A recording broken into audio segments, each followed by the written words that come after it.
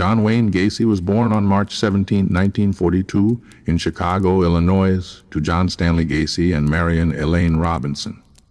He was the second of 3 children in a working-class family, raised in a modest neighborhood that reflected the struggles of Middle America in the post-Depression and wartime era.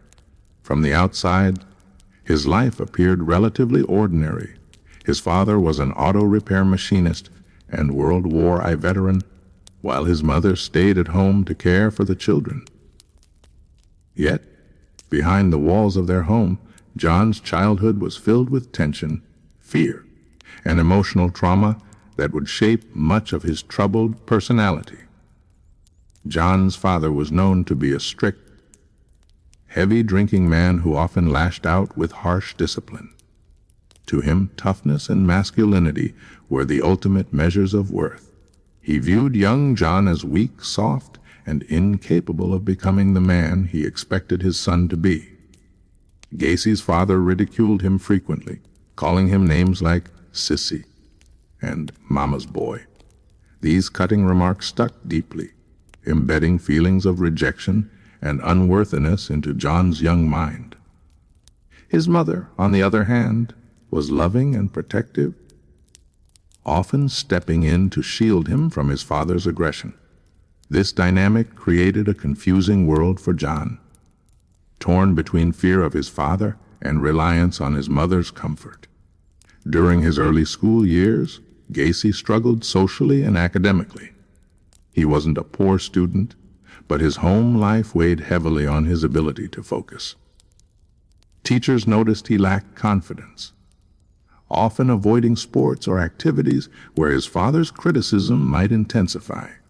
He was overweight as a child, which only added to his struggles with self-esteem. Peers teased him, further deepening his sense of isolation.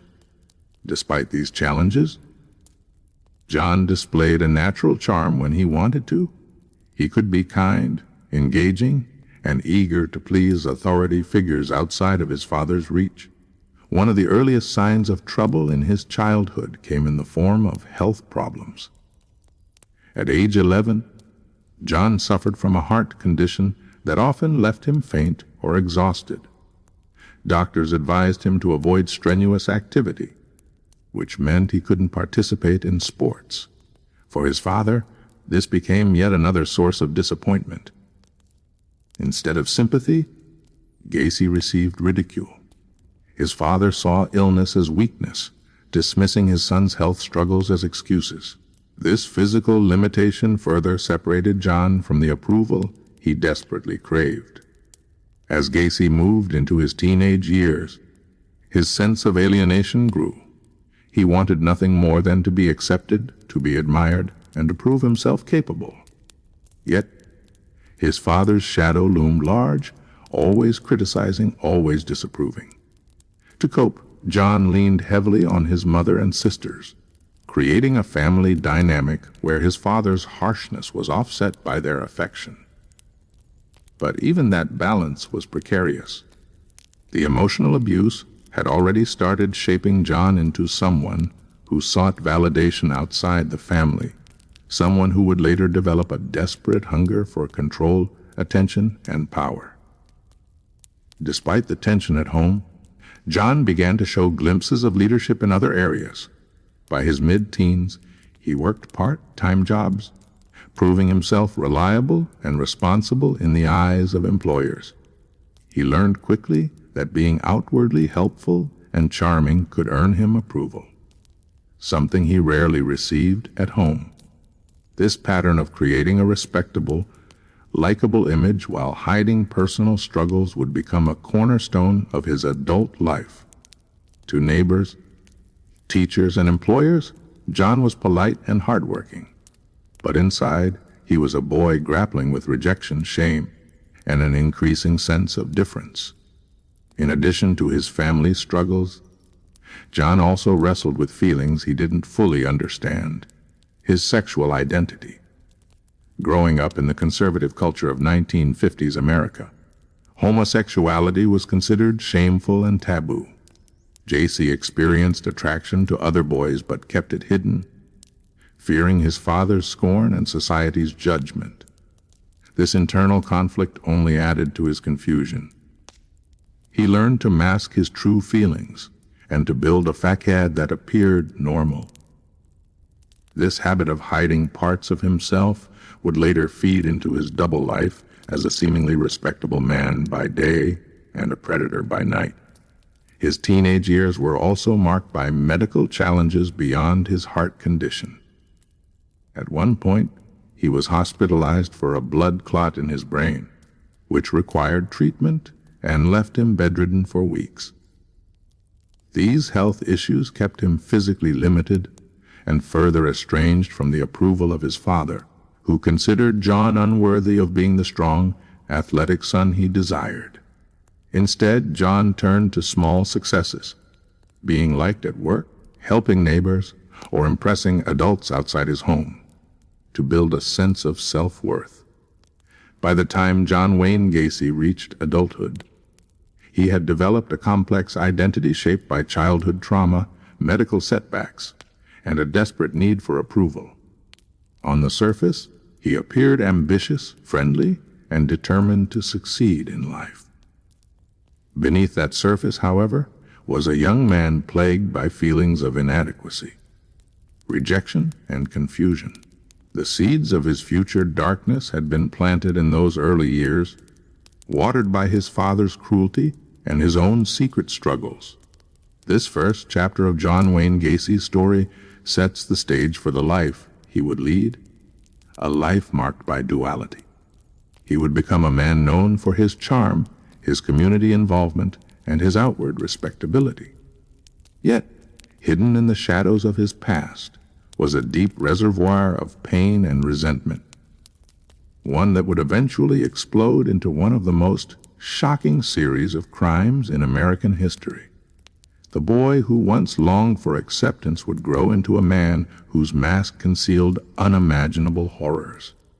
But before the world would know him as the killer clown, John Wayne Gacy was simply a child, scared, desperate for love, and shaped by a household that taught him more about cruelty than compassion. As John Wayne Gacy moved into adulthood in the late 1950s and early 1960s, he carried with him the scars of a troubled childhood. Yet, he also carried ambition and a desire to reinvent himself as someone respected and admired. Determined to leave behind the pain of his early years, he began shaping a life that, on the surface, looked like the American dream. But beneath that polished image, darker currents continued to flow. After leaving high school, Gacy struggled to find a clear direction. He wanted independence from his father's overbearing presence and constant criticism, so he sought opportunities beyond Chicago. In his early 20s, he moved to Las Vegas, where he found work as a mortuary attendant. It was here that some of Gacy's more disturbing tendencies began to emerge. Alone in the funeral home, surrounded by the dead, he developed a fascination with corpses. According to his later accounts, he once climbed into a coffin with a deceased teenage boy, embracing the body before recoiling in fear of his own impulses. This disturbing incident was a chilling foreshadowing of the darkness that lay ahead, though at the time it remained hidden. Realizing that Las Vegas wasn't the future he wanted, Gacy returned to Chicago and soon enrolled in business school. He seemed eager to prove himself capable and respectable, a man who could rise above his past. His natural charm and drive helped him succeed in sales positions, and he quickly gained a reputation as a hardworking, enthusiastic employee. He understood the power of presentation and learned how to sell not just products, but also an image of himself as reliable, trustworthy, and ambitious. By the mid-1960s, Gacy had moved to Springfield, Illinois, where he became involved with the local community and even entered politics. He joined the Democratic Party, eager to gain influence and recognition. His involvement earned him access to influential figures and helped him build a reputation as a young man going places. To many who knew him then, John Wayne Gacy was polite, personable, and eager to help others. Few could have imagined the sinister urges he kept hidden behind his smile. Around this time, Gacy's personal life also appeared to be falling into place. In 1964, he married Marlon Myers, a co-worker he had met through his job in the shoe business. Marlon came from a well-off family that owned multiple Kentucky Fried Chicken restaurants in Waterloo, Iowa. Through this marriage, Gacy gained both financial stability and a measure of social respectability. He and Marlon soon moved to Iowa, where Gacy managed several of the family's restaurants. To neighbors and employees, he was the picture of a responsible husband and businessman. In Waterloo, Gacy threw himself into community life. He joined the Jaycees, a civic organization that promoted leadership and service among young men. The Jaycees provided him with a platform to gain visibility and respect. He quickly rose through the ranks, organizing events, fundraising, and building connections. He was admired for his energy and commitment, and by all appearances, he was a man on the rise. But beneath the surface, his darker impulses were growing stronger. The Jaycees of Waterloo, while respected for their community work, were also notorious for a culture of heavy drinking, extramarital affairs, and even the exchange of pornography. In this permissive environment, Gacy found opportunities to indulge some of his hidden desires. He began hosting parties for young men and teenagers, supplying them with alcohol and exposing them to pornography. What started as an attempt to appear generous and fun soon turned into predatory behavior. In 1967, Gacy committed his first known sexual assault. He lured a teenage boy, the son of a fellow Gacy, to his home and coerced him into a sexual act. The boy confided in his father, who reported the assault to authorities. Soon after, Gacy was arrested and charged with sodomy. This marked the beginning of his double life unraveling. During the trial, Gacy tried to maintain his innocence, insisting that the accusations were lies. But evidence and testimony painted a clear picture of his predatory behavior. In 1968, he was convicted of sodomy and sentenced to 10 years in prison at the Anamosa State Penitentiary in Iowa. His wife, Marlon, devastated by the scandal, divorced him and took their 2 children away. Everything Gacy had built, his marriage, his business career, and his community standing, crumbled overnight. Yet even in prison, Gacy demonstrated his ability to manipulate and present himself as respectable. He became a model inmate, organizing programs, volunteering, and earning the respect of prison staff. His charisma and leadership skills resurfaced, and within months, he was leading projects to improve prison conditions. He learned how to use charm and cooperation to his advantage, a skill that would later allow him to deceive law enforcement, neighbors, and even victims. After serving just 18 months of his sentence, Gacy was released in 1970 on parole for good behavior. But his release came with conditions. He was forbidden from returning to Iowa. He moved back to Chicago to live with his mother, seeking once again to rebuild his life. His father, who had long been a source of pain and rejection, died while Gacy was in prison, never knowing the full extent of his son's crimes. Back in Chicago, Gacy wasted no time reinventing himself. He secured work as a contractor, eventually starting his own successful construction business, PDM Contractors, Inc. He became known in his community as a hard-working businessman who hired local young men for part-time jobs. Once again, he cultivated the image of a respectable, friendly, and helpful member of society. He even became involved in charitable work, performing at children's parties dressed as Pogo the Clown, a persona he created to bring joy and laughter. But while his outward life looked stable, the seeds of violence and predation had already taken root. His early adulthood, filled with ambition, charm, and community involvement, was overshadowed by his criminal impulses and sexual deviance. The man who could win elections, impress business leaders, and entertain children was the same man who preyed on the vulnerable in secret.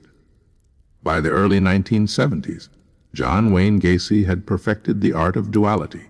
To neighbors and coworkers, he was generous, cheerful, and reliable. To his victims, he was manipulative, violent, and terrifying.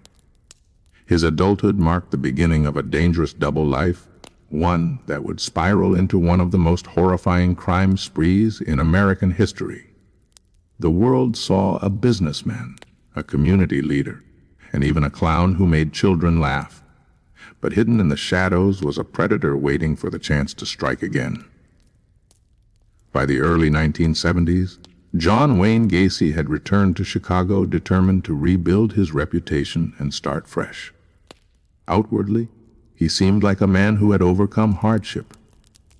After his release from prison in 1970, he moved into his mother's home, set up his own business, and began presenting himself once again as a respectable, hard-working citizen.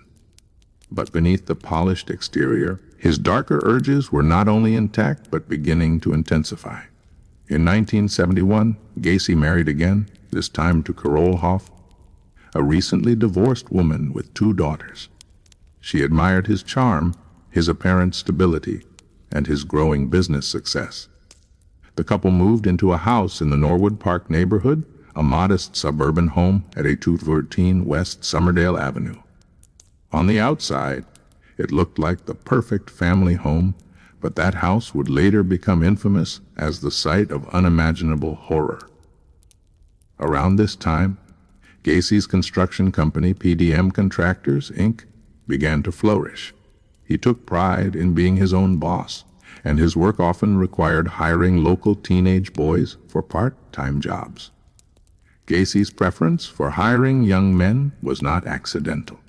He used these opportunities to lure vulnerable youths into his orbit, gaining their trust with promises of money, alcohol, or drugs. To neighbors and clients, Gacy seemed generous. He was giving jobs to local kids. But to those he targeted, he was a manipulator setting the stage for abuse. Alongside his business, Gacy became more deeply involved in community life. He joined local Democratic Party organizations and even had photos taken with prominent politicians. He enjoyed the sense of power and validation that came with being seen as a respected member of the community. He hosted barbecues, helped neighbors with home repairs, and volunteered at charity events. Most famously, he created his clown persona, Pogo the Clown, performing at hospitals, parades, and children's parties. In full makeup and costume, Gacy would entertain crowds with jokes, balloon animals, and exaggerated antics. The clown persona became a defining symbol of his double life. To parents and children, Pogo was a source of joy, laughter, and comfort. To Gacy, the costume gave him freedom. It was a disguise that let him hide in plain sight, all while indulging his darker fantasies when no one was looking. The clown makeup, with its exaggerated smile, would later be remembered as a chilling mask concealing the face of a predator. While his public image grew stronger, Gacy's private life with Carole was unraveling. Their marriage was marked by conflict and suspicion. Carole began to notice troubling behavior, Gacy's late nights, his secrecy, and the young men constantly around the house. Over time, their relationship deteriorated. In 1976, Carole divorced him, citing his unpredictable behavior and the constant stream of boys at their home. Once again, Gacy presented himself as a man who had simply faced marital troubles, but the truth was far more sinister. By the mid-1970s, Gacy had begun acting on his violent impulses with increasing frequency.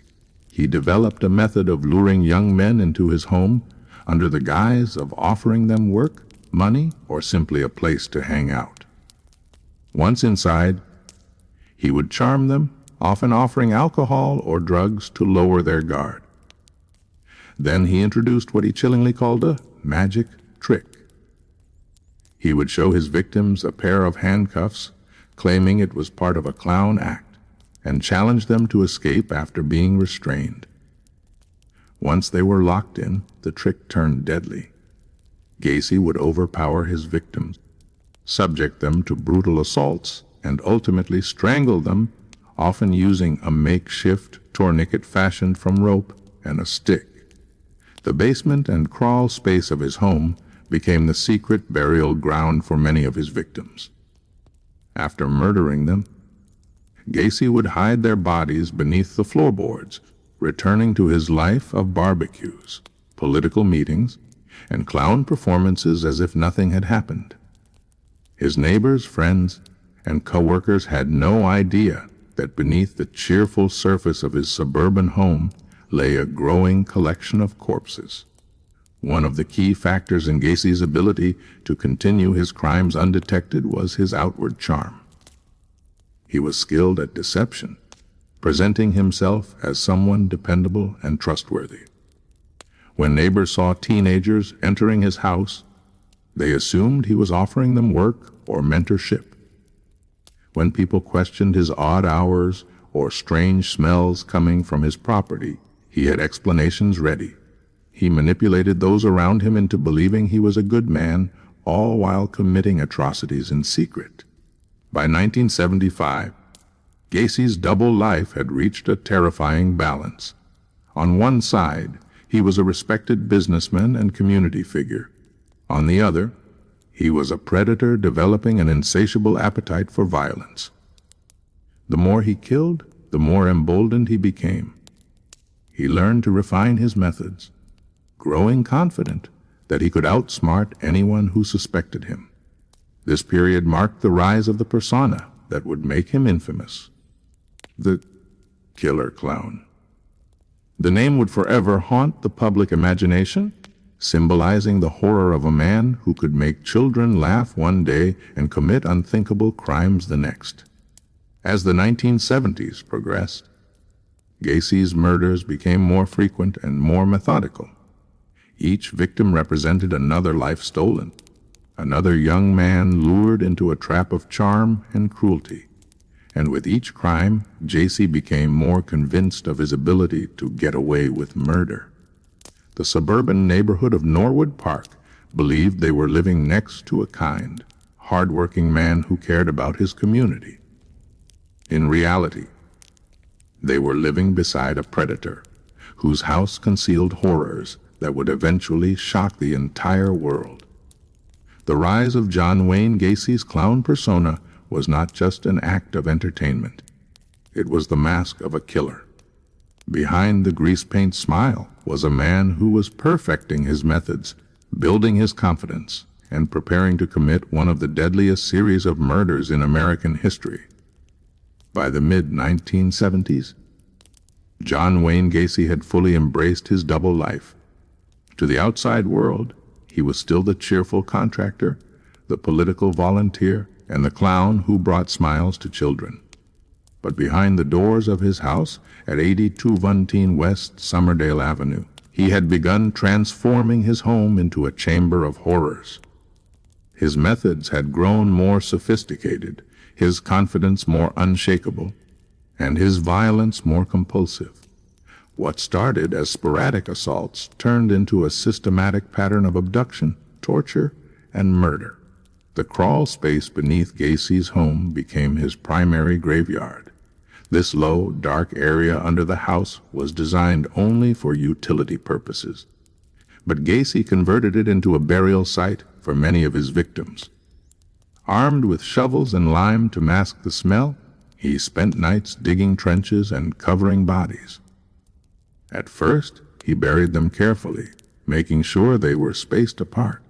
But as the number of victims increased, the crawl space became overcrowded.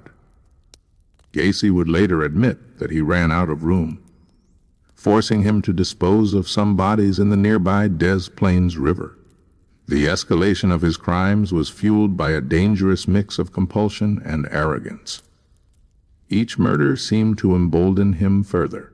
He developed routines, offering victims drinks or drugs, convincing them to try his handcuff trick, and then overpowering them once they were helpless. Many victims were strangled with a rope tourniquet, a method Gacy referred to with chilling casualness. In his mind, these murders were not simply acts of violence, but exercises of control and domination. Gacy's victims were often young men and teenage boys, some runaways, some hitchhikers, and some workers he hired for odd jobs. He targeted those who were vulnerable, knowing their disappearances might not be immediately noticed. In some cases, he even promised employment through his contracting company as a way to lure them in. Once inside his home, they rarely had a chance to leave alive. The stench from the crawl space began to grow noticeable by 1975. Neighbors complained of a foul odor drifting from the house, often strongest during warm weather. Gacy blamed it on moisture problems or clogged drains. At one point, he even hired workers to spread lime and clean the crawl space, claiming he needed to fix a sewage issue. His confident explanations convinced most people to dismiss their suspicions.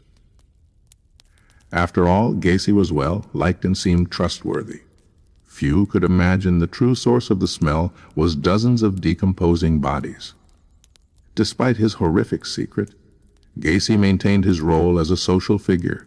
He hosted barbecues in his backyard, sometimes grilling food for dozens of guests while the remains of victims lay buried just beneath his feet.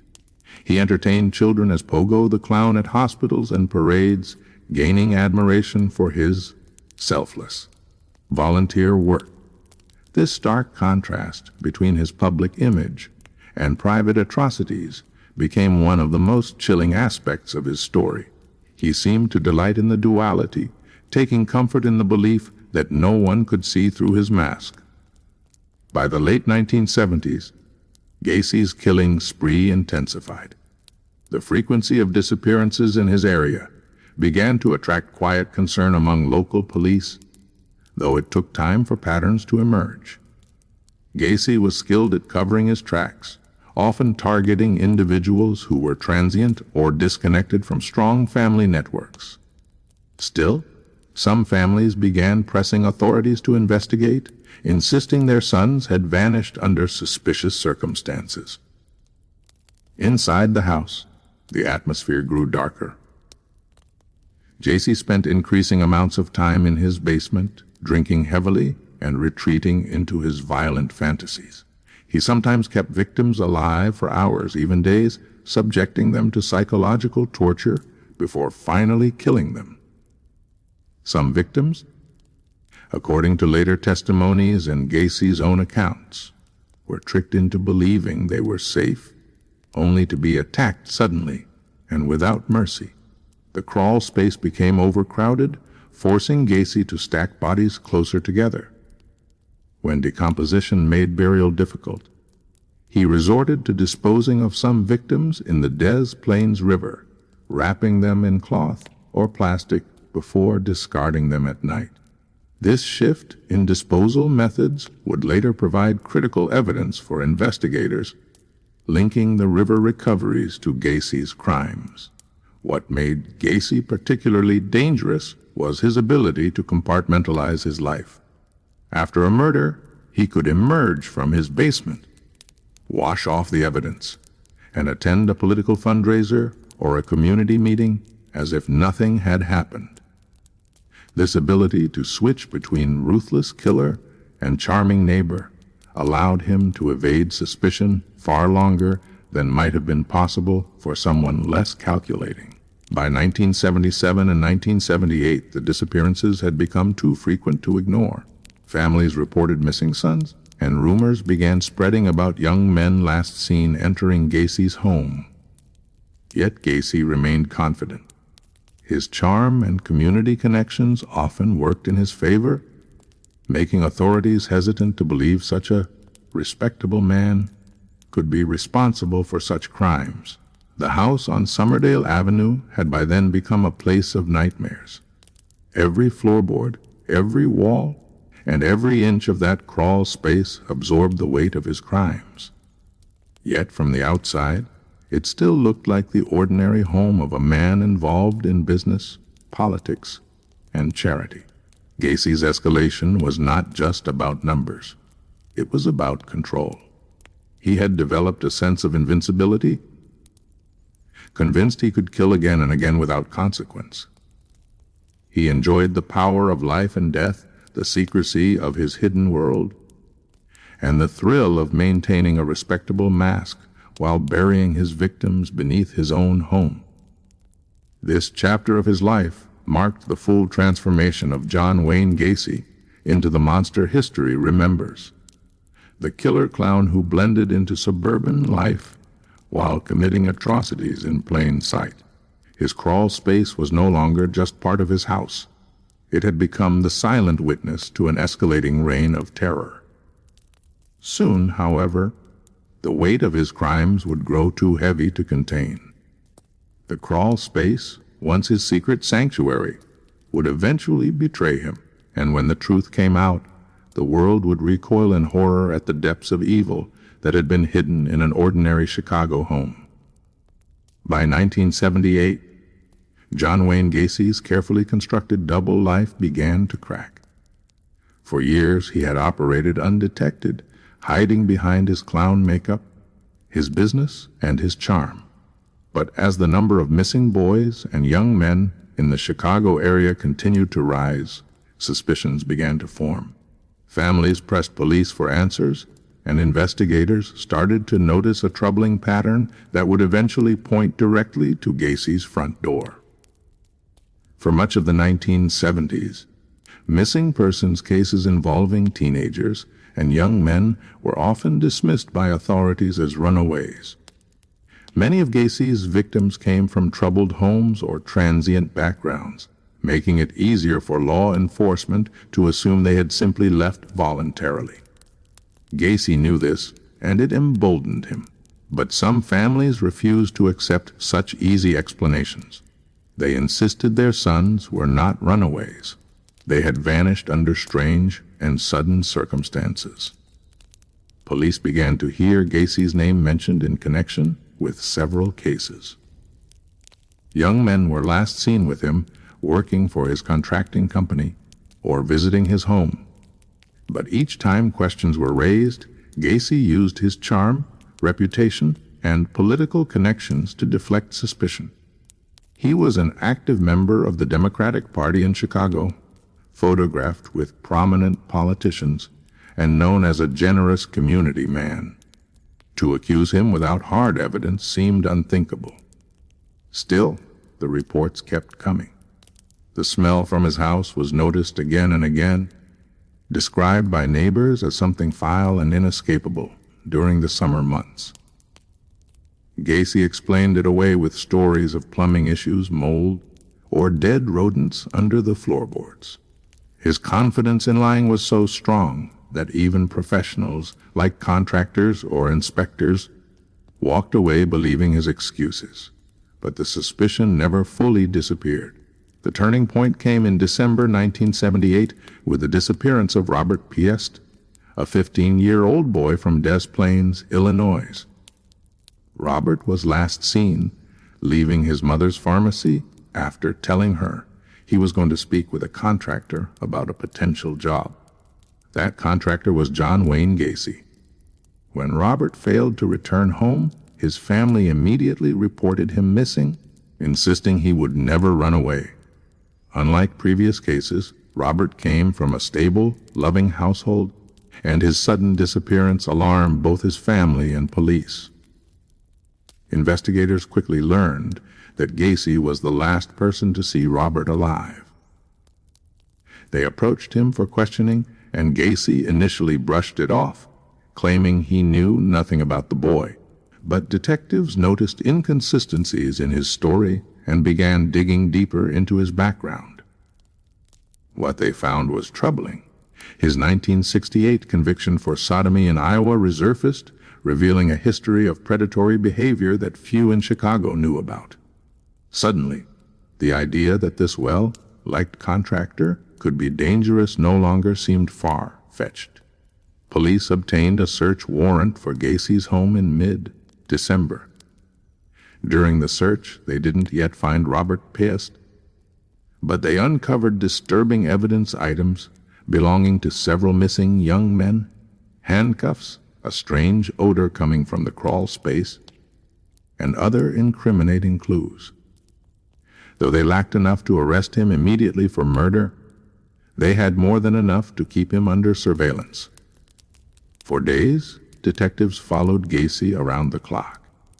They noted his erratic behavior, drinking heavily, driving aimlessly, and speaking in disjointed ways. It was clear the pressure was getting to him. At times, Gacy even tried to play games with investigators, offering them food, inviting them into his home, and acting as though he had nothing to hide. But the weight of his crimes was becoming impossible to contain. As suspicion mounted, Gacy's psychological state unraveled. Friends and acquaintances later recalled how he began confessing bits and pieces of his crimes during drunken conversations, almost daring people to believe him. At one point, he told a lawyer friend that he had killed 30 people, though the friend dismissed it as drunken exaggeration. But the truth was far worse than anyone dared imagine. Detectives pressed forward, convinced they were on the verge of uncovering something massive. The evidence collected during their first search, combined with the ongoing surveillance, painted a picture of a man living a double life. They began connecting missing persons reports with Gacy's known activities and found disturbing overlaps. More and more, the puzzle pieces fit together. Gacy wasn't just suspicious. He was the likely predator behind years of disappearances. By late December 1978, police obtained a second search warrant for his home. This time, they planned to go deeper. The stench from the crawl space, previously excused as plumbing trouble, was impossible to ignore. As detectives prepared to re-enter the house, they suspected they were about to uncover something horrific. But even they were not prepared for the full extent of what lay beneath Gacy's floorboards. The mounting suspicion around Gacy represented a shift in the investigation. For years, he had hidden behind charm and lies, convincing the world he was nothing more than a community-minded businessman. But Robert Piest's disappearance cracked that facade, forcing police to look closer than ever before. What began as one missing boy's case would soon explode into one of the most shocking discoveries in American criminal history. The walls of Gacy's carefully constructed life were closing in. His days of evasion and deception were numbered. The truth was buried in his crawl space, and it was only a matter of time before investigators dug it up. On December 21, 1978, investigators returned to 8240 West Somerdale Avenue armed with a second search warrant. For days they had kept John Wayne Gacy under surveillance, gathering evidence and waiting for the moment when they could uncover the truth. The missing boy, Robert Piest, was their primary focus, but detectives had begun to suspect that Gacy's crimes extended far beyond a single disappearance. The odor that drifted from beneath the house, the strange items found during the first search, and Gacy's increasingly erratic behavior all pointed to something much larger. That morning, Gacy left his house while police entered to conduct a thorough search. This time, investigators were determined to follow every lead, no matter how small. They combed through his belongings, cataloging items that had no logical explanation for being in his possession. Jewelry, driver's licenses, and clothing that did not belong to him. Many of these items were later matched to boys and young men who had been reported missing in the Chicago area. Then came the moment that shattered any remaining illusions. Officers entered the crawl space, a low, dirt-filled area beneath the house that Gacy had long claimed smelled due to plumbing issues. As one officer pushed a spade into the ground, he hit something soft. The unmistakable stench of human decomposition filled the air. Digging further, they uncovered decomposed remains, a human arm, then a torso. The truth had been unearthed. The crawl space was not a storage area or a place for repairs. It was a mass grave. Investigators were stunned by what they found. Over the next several days, as teams of officers and forensic experts worked carefully beneath the house, body after body was exhumed. Some were so badly decomposed that identification would take years. The grim task revealed the true scale of Gacy's crimes. Dozens of victims buried within feet of where he ate, slept, and entertained guests. As the remains were pulled from the crawl space, the story exploded into national headlines. The image of a community leader, contractor, and clown who had secretly been murdering boys for years horrified the public. Reporters flooded the neighborhood, capturing footage of investigators carrying body bags from the house, while stunned neighbors looked on in disbelief. The man they had trusted, invited to barbecues, and admired for his charity work, had turned out to be one of the deadliest serial killers in American history. During interrogations, Gacy at first denied responsibility, insisting that others had placed the bodies in his home without his knowledge. But under mounting evidence and pressure, his denials crumbled. In a series of chilling confessions, he admitted to killing dozens of young men, many of whom he buried in the crawl space, others he disposed of in the Des Plaines River when the ground beneath his home became too full. His tone during these admissions was disturbingly casual, as though he were discussing routine matters rather than the destruction of human lives. The numbers shocked even hardened investigators. Gacy eventually confessed to killing at least 33 young men and boys between 1972 and 1978.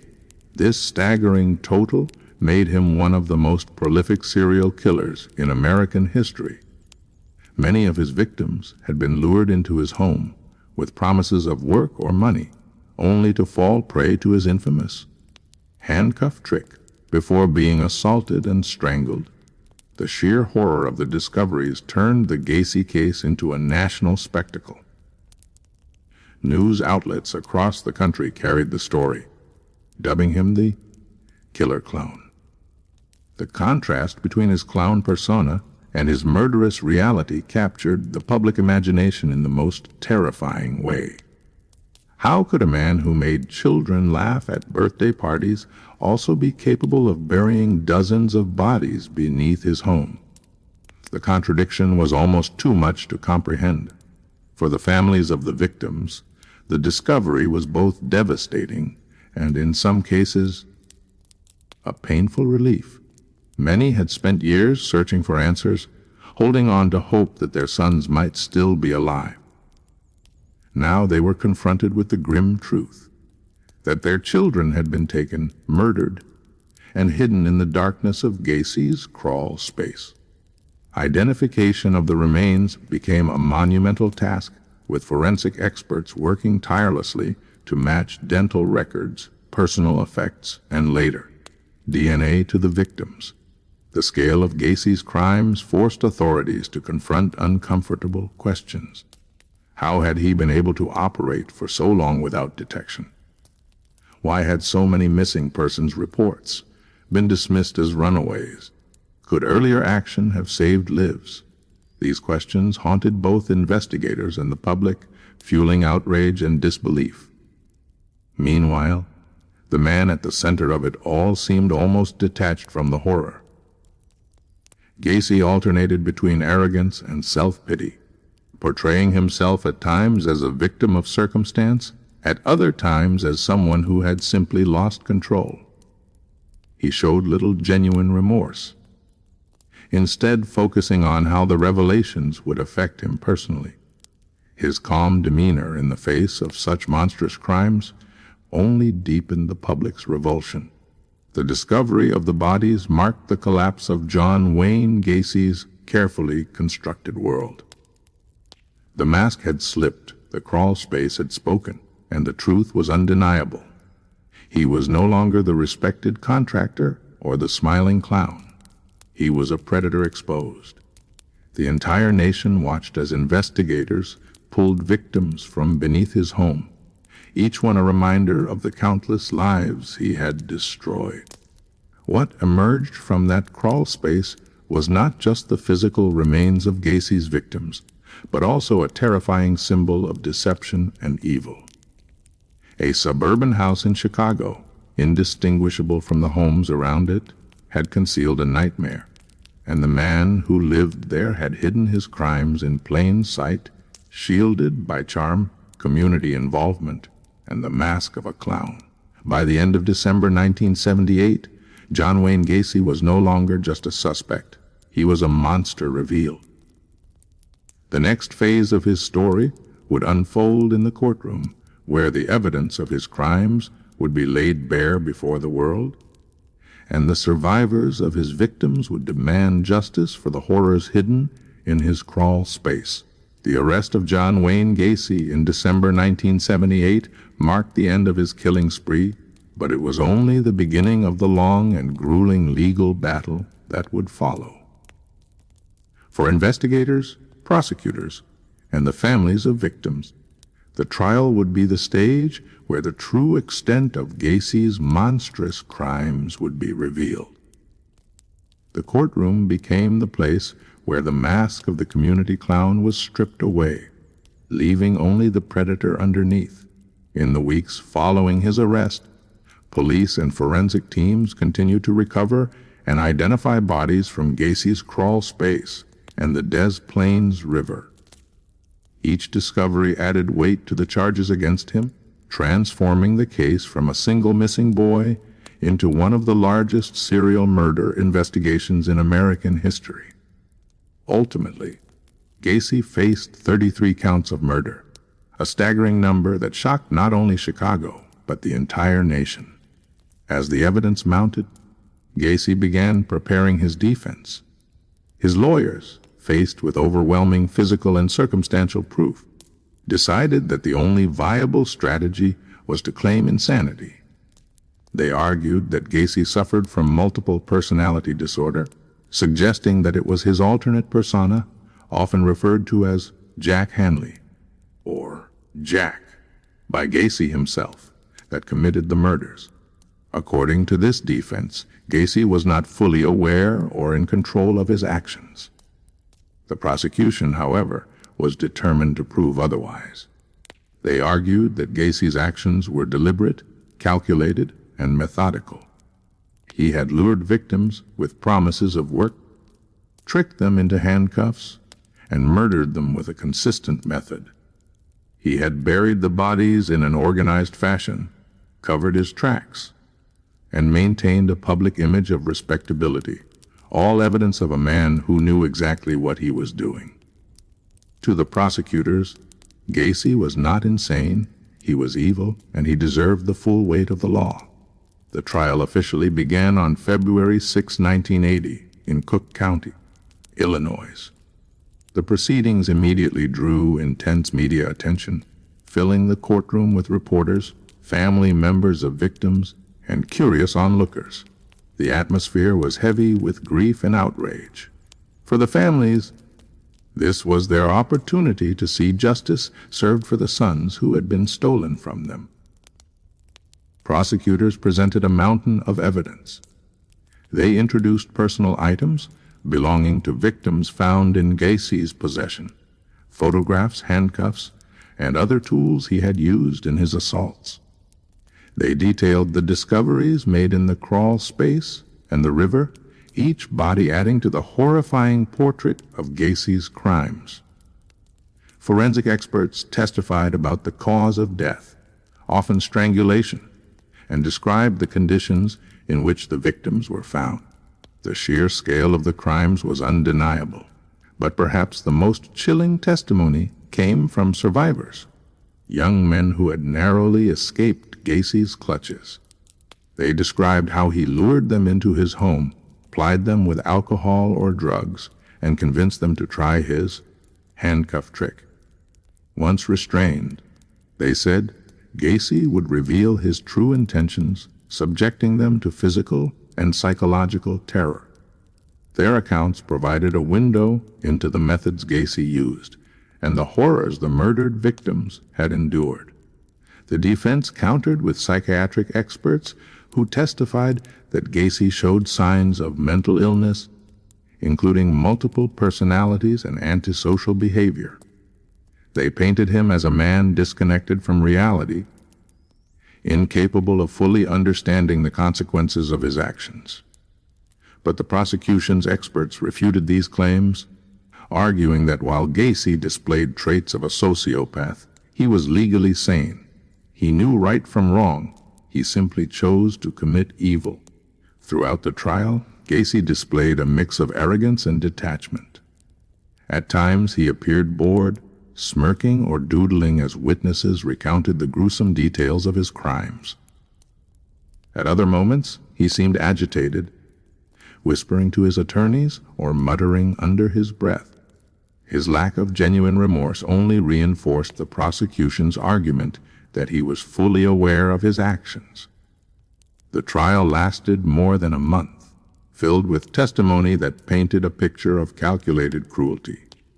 Jurors heard about the 33 victims, the crawl space burials, and the methods Gacy used to control and kill. They saw photographs of the clown persona that had once entertained children, but now symbolized unspeakable horror. The contrast between Pogo the Clown and the Predator on trial became one of the defining images of the case. On March 12, 1980, after only a few hours of deliberation, the jury returned its verdict. John Wayne Gacy was guilty on all 33 counts of murder. The verdict brought a mixture of relief and anguish to the victims' families. Justice had been delivered, but it could never bring back the lives that had been lost. The sentencing phase was swift. Given the enormity of his crimes, there was little question about what punishment he would face.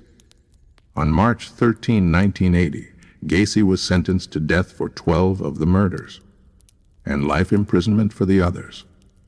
He was sent to Menard Correctional Center in Illinois to await execution.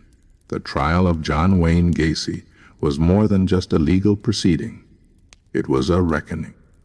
It forced the public to confront the terrifying reality that evil could hide in plain sight, disguised as a neighbor, a businessman, or even a clown.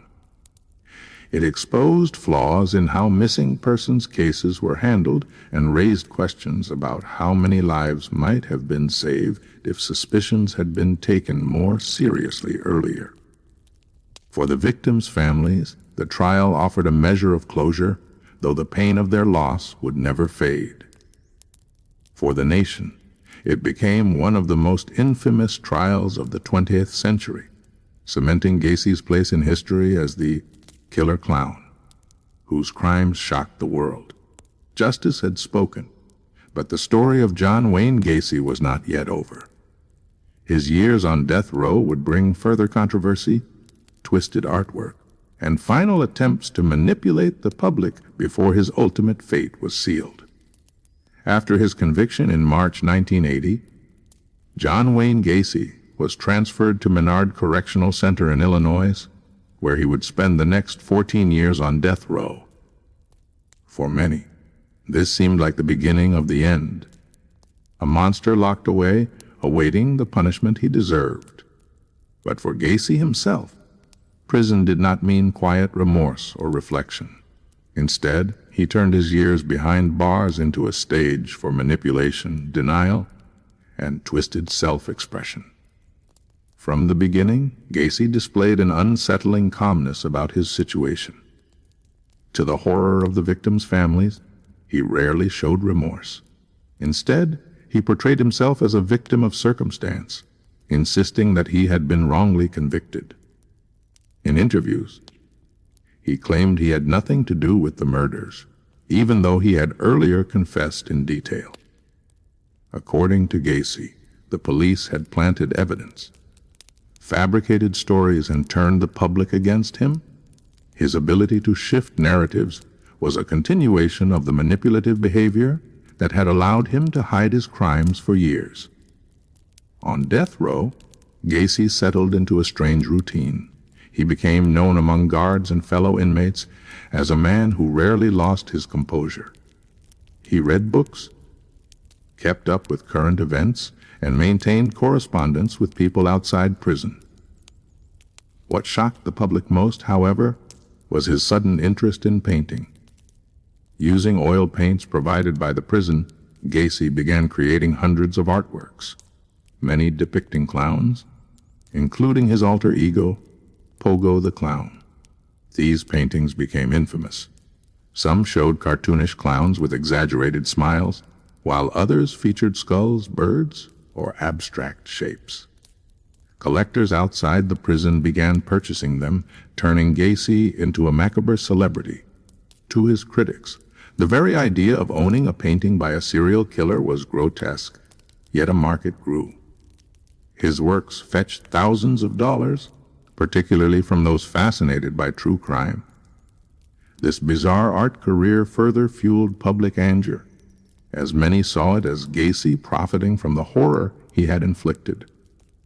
Beyond painting, Gacy continued to grant interviews with journalists, always eager to spin his version of events.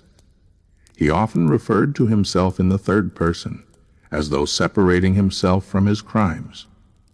He denied responsibility, claiming that others had committed murders in his house, or that he had only buried bodies without knowing how they had died. His contradictions and lies frustrated investigators and infuriated families, who saw his interviews as nothing more than cruel attempts to rewrite history. At the same time, Gacy filed countless appeals to overturn his conviction or delay his execution. His lawyers argued procedural errors, claimed he had not received a fair trial, and attempted to revive the insanity defense. For years, these appeals dragged through the courts, each one reopening wounds for the families of victims. Every delay meant more waiting, more reminders of the horrors Gacy had inflicted. Despite his claims of innocence, evidence continued to point directly to him. Forensic advancements in the late 1980s and early 1990s confirmed identities of victims through dental records and later DNA testing. Each identification reinforced the scale of Gacy's guilt, undermining his persistent denials. Inside prison, Gacy maintained a strange duality. On one hand, he was seen as a model prisoner who rarely caused trouble. On the other hand, he used his time to feed his ego, embracing the notoriety that came with his crimes. Some who corresponded with him described him as charming, even witty, while others noted his chilling lack of empathy. He often complained about his treatment, suggesting he was being persecuted by the justice system rather than punished for his actions. The victims' families, meanwhile, lived with the unbearable reality of Gacy's continued existence. They saw his artwork sold, his interviews broadcast, and his name kept alive in headlines. Many felt that his time on death row lasted far too long, with appeals dragging out justice for over a decade. Some spoke publicly, demanding that his execution be carried out without further delay. Perhaps the most disturbing aspect of Gacy's prison years was how he seemed to embrace his role as a symbol of evil. In interviews, he often referred to himself with a smirk, reminding people of his nickname, the Killer Clown. When asked about his victims, he dismissed their suffering, sometimes even mocking the accusations. His detachment from the pain he caused revealed a chilling lack of humanity. As the years passed, public fascination with Gacy only grew. Documentaries, books, and television specials kept his name alive, turning him into one of the most infamous serial killers in American history. His artwork became collector's items, and his clown persona became a cultural symbol of horror. But for those who had lost sons, brothers, and friends, the fascination was a cruel reminder of their grief. By the early 1990s, Gacy had exhausted most of his appeals.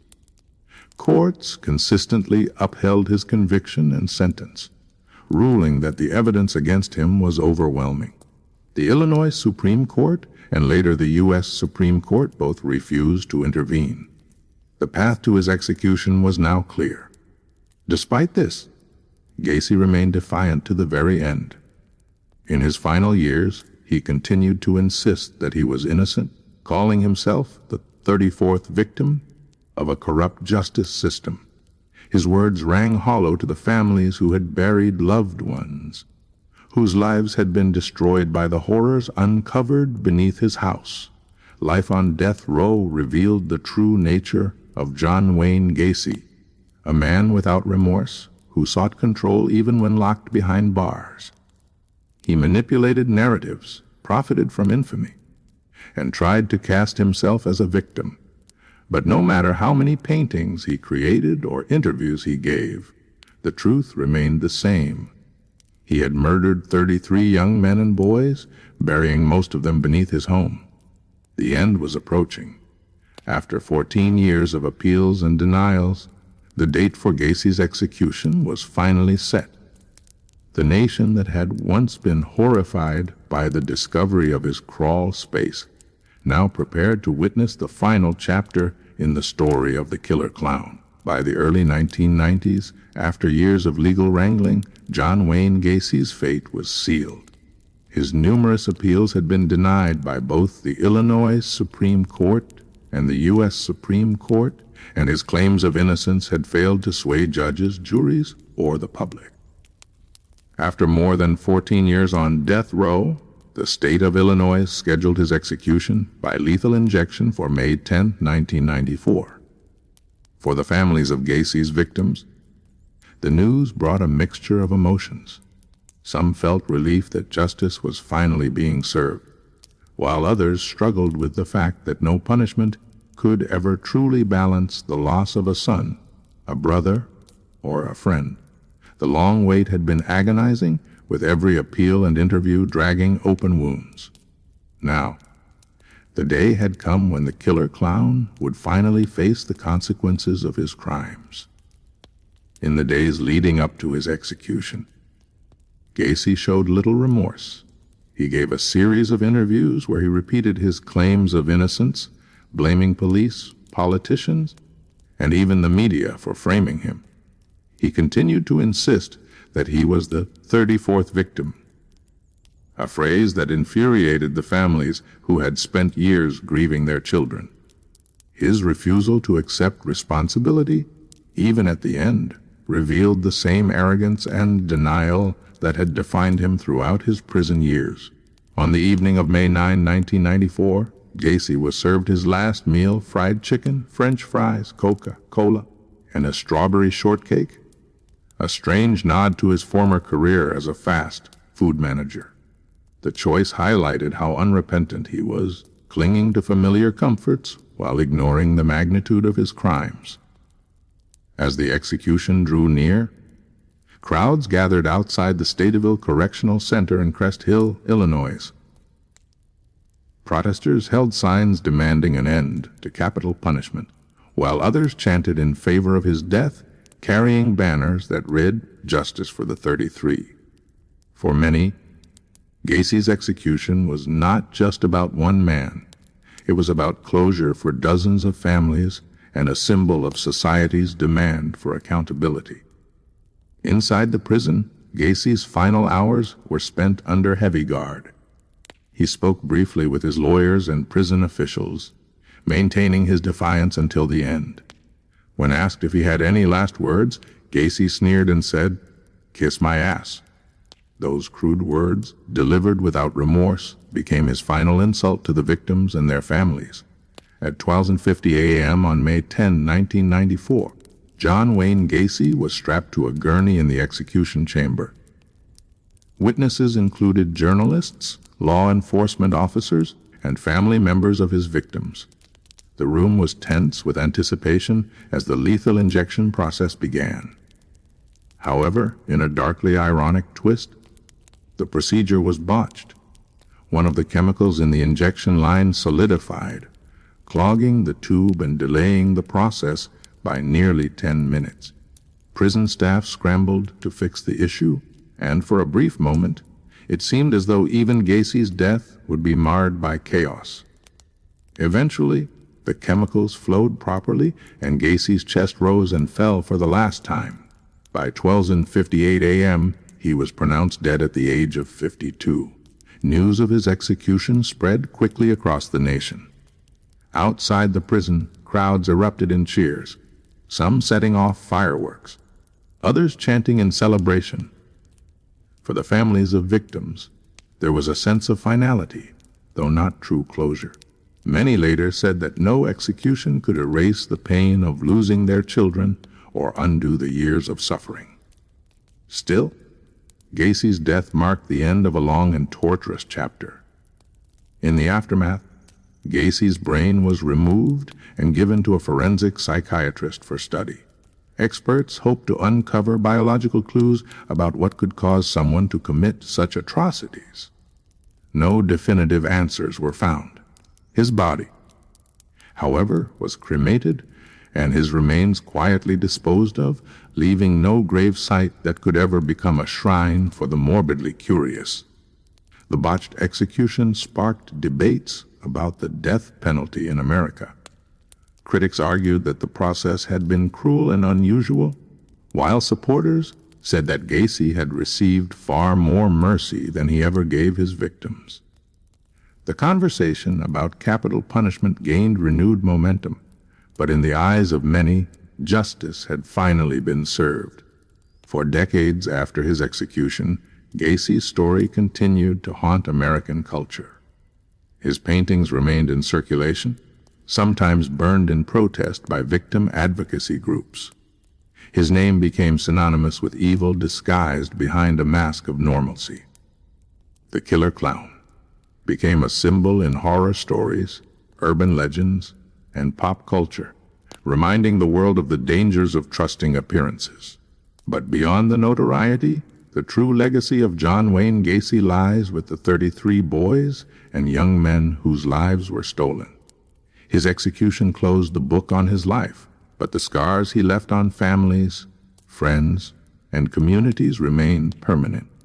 While his death ended his ability to harm, it could never erase the grief he caused. In the end, John Wayne Gacy's execution was not a redemption, nor was it a resolution. It was simply the final act in the life of one of America's most infamous serial killers. His story serves as a chilling reminder of how evil can lurk behind a painted smile, hidden in plain sight, until the mask finally slips and the darkness beneath is revealed.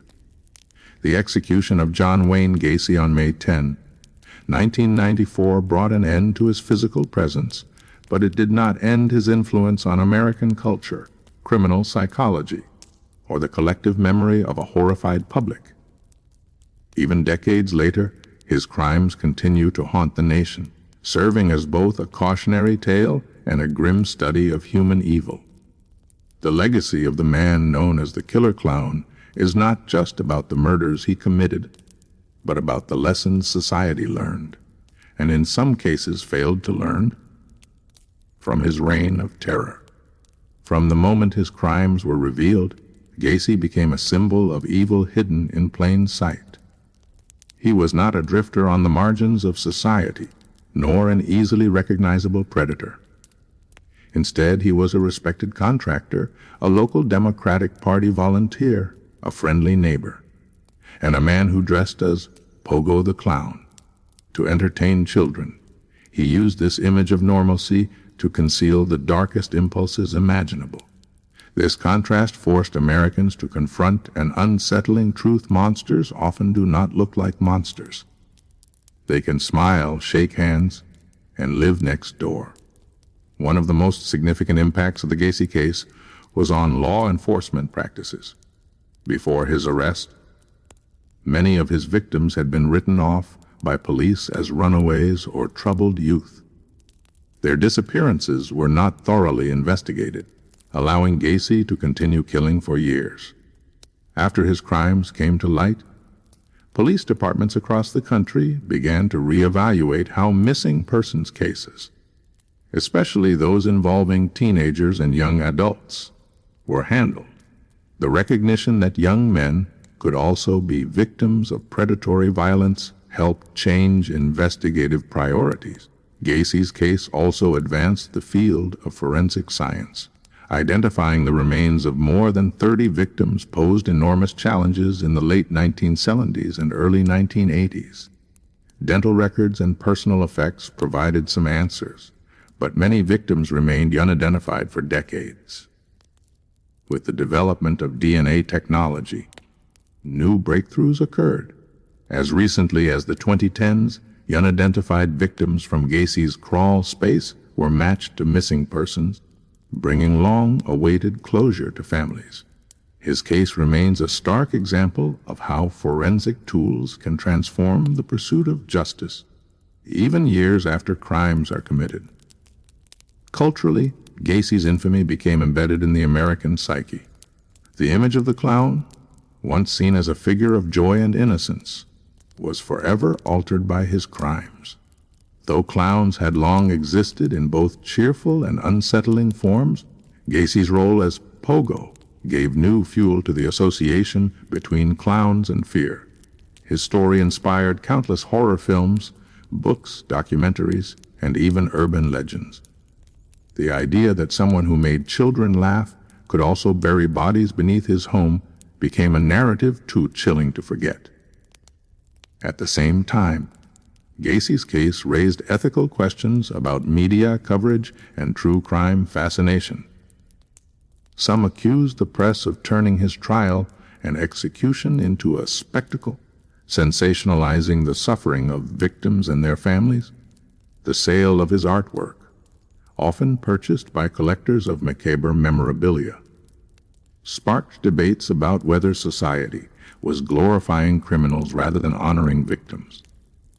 Advocacy groups worked to destroy or ban the sale of his paintings, arguing that no one should profit from murder. Yet the interest in his life and crimes has never fully faded, reflecting both the human drive to understand evil and the risk of turning killers into cultural icons. For psychologists and criminologists, John Wayne Gacy remains a subject of study. His ability to maintain a double life, respectable citizen by day, predator by night, poses critical questions about psychopathy, manipulation, and the capacity for compartmentalization. Experts continue to debate whether Gacy's behavior was driven purely by sexual sadism, deep psychological trauma, or an inherent lack of empathy.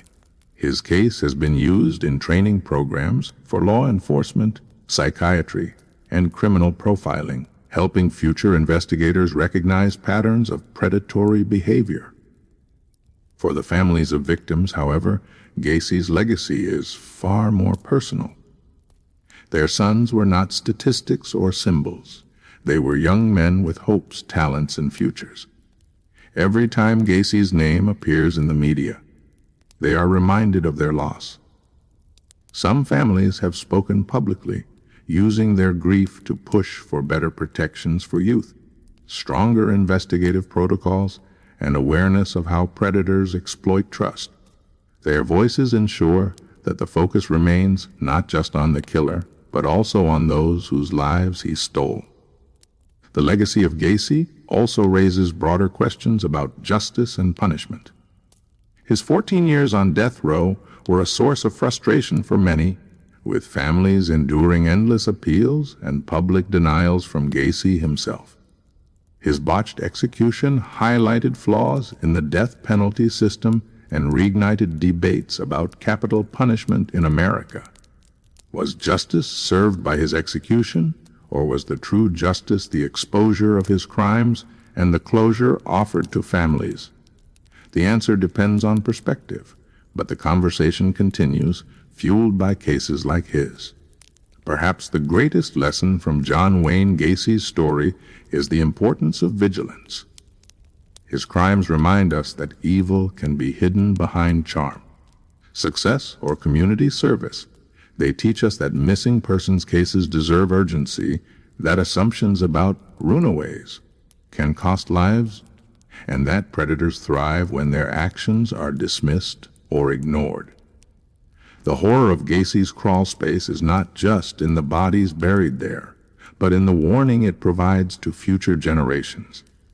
In the end, Gacy's life and death leave behind a paradoxical legacy, one of fascination and revulsion, horror and education. He has become a permanent figure in the dark history of American crime, a reminder of what can happen when vigilance falters and evil is allowed to wear a mask. But perhaps his most enduring legacy lies not in his name, but in the silent memory of the 33 boys and young men who never had the chance to grow old, whose lives were stolen by a man who hid behind grease paint and a painted smile. As the years pass, Gacy's story continues to serve as a mirror reflecting humanity's deepest fears, that monsters can live among us, disguised as friends, neighbors, or even clowns.